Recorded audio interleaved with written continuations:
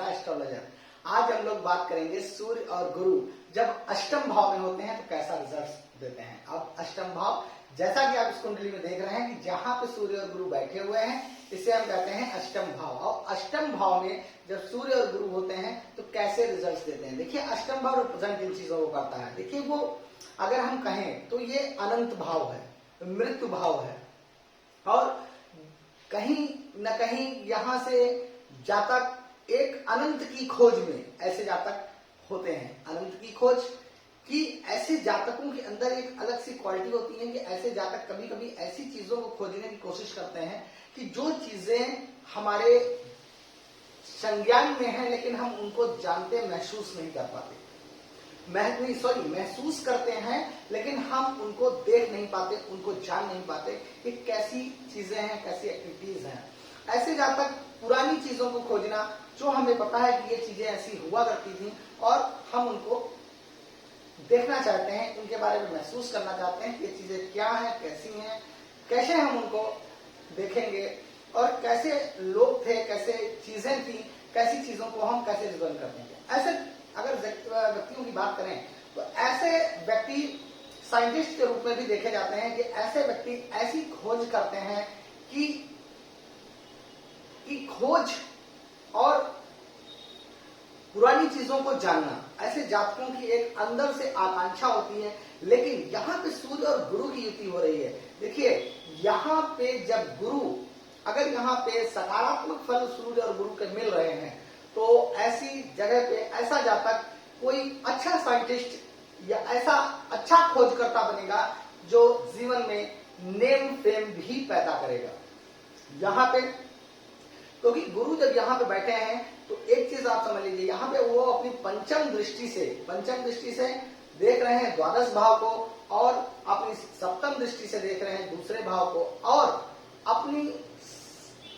नवम दृष्टि से देख रहे हैं चौथे भाव को और सूर्य अपनी सप्तम दृष्टि से दूसरे भाव को देख रहे हैं। तो एक चीज आपको बता दें, अगर यहाँ पे सूर्य और गुरु की युति सकारात्मक बनी हुई है तो ऐसे जातक जिंदगी में अपनी जहां भी वो रह रहे हैं वहां से विदेशों तक की खोजों के लिए पॉपुलर होंगे। खोज करने के लिए इनका एक अलग तरीका होगा और ये उसमें एक ऊंचे पद पे होंगे। इनको लोग जानते होंगे कि ऐसे जातक जो है बहुत ही इंटेलिजेंट हैं और बहुत ही आगे बढ़ने वाले हैं। तो ऐसे जातक खोज के प्रति अगर उस लाइफ में जाएंगे, उस चीजों में अगर चले जाएंगे तो ऐसे जातक जो है आपको एक अच्छे वैज्ञानिक रूप में देखने को मिलेंगे, अच्छे खोजकर्ता के रूप में देखने को मिलेंगे। और एक चीज आपको बता दें, अगर ऐसे जातक हैं तो ऐसे जातक कभी कभी सन्यास के रूप में भी, ऐसे जातक कभी कभी सन्यास के रूप में भी चले जाते हैं। एक अच्छे सन्यासी भी बनते हैं क्योंकि इनको मोह माया, क्योंकि गुरु बैठे हुए वहां पे, उनको ज्ञान, इनका ज्ञान पूरा नहीं होता। ज्ञान कितना ये ले लें, मतलब ये ज्ञान के प्रति आगे बढ़ते रहते हैं, ज्ञान की ओर आगे बढ़ते रहते हैं। तो ऐसे जातकों को कभी कभी धार्मिक प्रवृत्ति में भी घुसते हुए देखा जाता है कि ऐसे जातक जो है धर्म के प्रति आगे चले जाते हैं और धर्म का प्रचार प्रसार करने के लिए भी रहते हैं। और एक अनंत में, जैसे सन्यासी कहते हैं, तो इनको बचपन से ही एक सन्यास के रूप में भी कभी मन लगता है और वो ऐसे सन्यासी बनते हैं क्योंकि सूर्य वहां पे बैठे हैं। तो सूर्य ऐसे जातकों को चमक जरूर देंगे, तो जिंदगी में ऐसे रूप में आगे बढ़ेंगे कि इनको दुनिया जानेगी कि ऐसे जातक एक सन्यास के रूप में गए थे। तो ऐसे जातकों को हम आप ये भी कहते हैं। और कभी कभी ऐसे जातकों को इन संचार की लाइन में भी देखा जाता है, कम्युनिकेशन सेक्टर्स में भी देखा जाता है। ऐसे जातक अगर संचार के माध्यम से अपना ग्रुप बनाते हैं, संचारी का कार्य करते हैं तो बहुत ही सक्सेस होते हैं। जैसे आज की मार्केटिंग लाइफ में कि अगर देखा जाए, मार्केट में जितने भी संचार के कार्य हैं, मार्केटिंग के कार्य हैं, क्या है, लोगों से कनेक्ट होना, लोगों से जुड़ना, ये इनका माध्यम भी बहुत अच्छा होता है। और सूर्य यहाँ पे बैठे हैं, अगर सूर्य गुरु की यहाँ पे सकारात्मक युति बन रही है तो ऐसे जातक जिंदगी में सकारात्मक युक्ति के साथ साथ जिंदगी में उस चीज में भी नेम फेम पाते हैं और जिंदगी में अच्छा पॉपुलर होते हैं और जिंदगी में यश की प्राप्ति करते हैं। ऐसे जातकों को अगर संचार की लाइन में है तो हम ये भी कहेंगे कि ऐसे जातक विदेशों से भी धन की प्राप्ति करते हैं, विदेशों से भी धन की अर्निंग करते हैं और इन चीजों में ये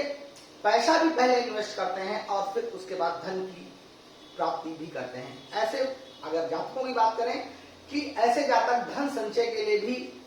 धन संचय अगर देखा जाए तो इनके जातक धन संचय भी करते हैं, क्योंकि दूसरे भाव में यहां पे जो दृष्टि पड़ रही है गुरु की, तो ऐसे जातक धन का संचय करना भी भली बात जानते हैं और ऐसे जातकों की वाणी कहीं न कहीं बहुत अच्छी होती है और वाणी एक सामाजिक दृष्टि से लेके सभी का ध्यान रखने वाले ऐसे जातक होते हैं और इन कारणों से भी वो मशहूर होते हैं और समाज में यश कीर्ति प्राप्त करते हैं। अब यहाँ पे अगर हम बात करें कि उनकी नवम दृष्टि चतुर्थ भाव पे पड़ रही है और चतुर्थ भाव में जो भौतिक सुखों का होता है, तो ऐसे जातक जिनकी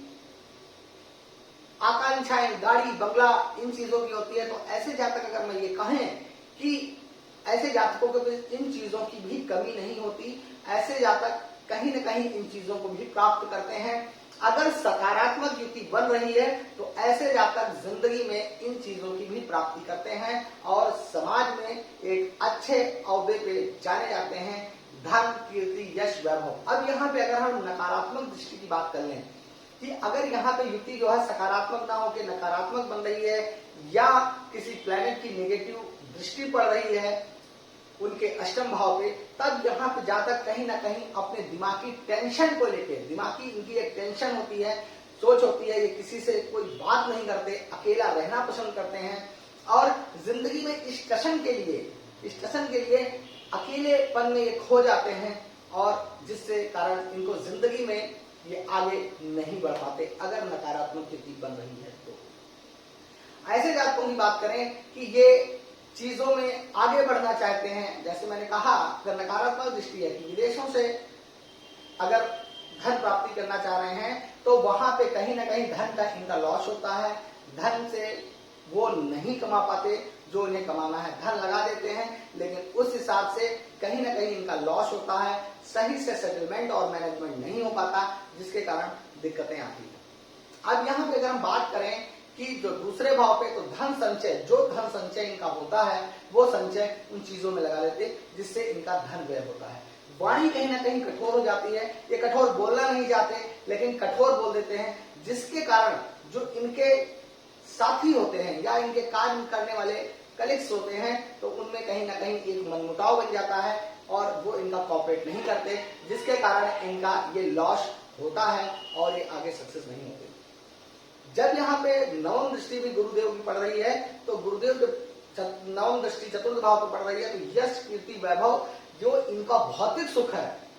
भौतिक सुखों में जब इनका नुकसान होता है तो भौतिक सुखों को प्राप्त करने में कहीं ना कहीं इनकी जिंदगी में समस्याएं आती हैं जिसके कारण उस कारण से ये भौतिक सुखों को प्राप्ति में इनको कष्ट का अनुभव होता है और उस तरीके से अच्छे से ये धन का सुख भोग नहीं पाते। तो ऐसे जातकों से मैं ये जरूर कहूंगा इन चीजों को जरूर, अगर युति अष्टम भाव में बन रही है तो ये जरूर देखें कि अष्टम भाव में जो युति बन रही है वो मित्र राशि में बन रही है, अति मित्र राशि में बन रही है, शत्रु राशि में बन रही है या अति शत्रु राशि में बन रही है, इस चीज का जरूर देखें और ये जरूर देखें कि किस प्लैनेट की दृष्टि उनके अष्टम भाव पे पड़ रही है, पॉजिटिव दृष्टि पड़ रही है, नेगेटिव दृष्टि पड़ रही है, तो उससे उसको बिल्कुल क्लियर प्रेडिक्ट किया जाता है। और अगर तभी मैंने सकारात्मक और नकारात्मक दृष्टि के बारे में बताया। अगर आपको मेरा वीडियो पसंद आया हो तो लाइक करिए, शेयर करिए, सब्सक्राइब करना बिल्कुल ना भूलिए। अगर आपकी कुंडली में ऐसी कोई समस्या है तो आप मुझे कमेंट कर सकते हैं और पूछ सकते हैं, मैं बताने का जरूर प्रयास करूंगा। नमस्कार।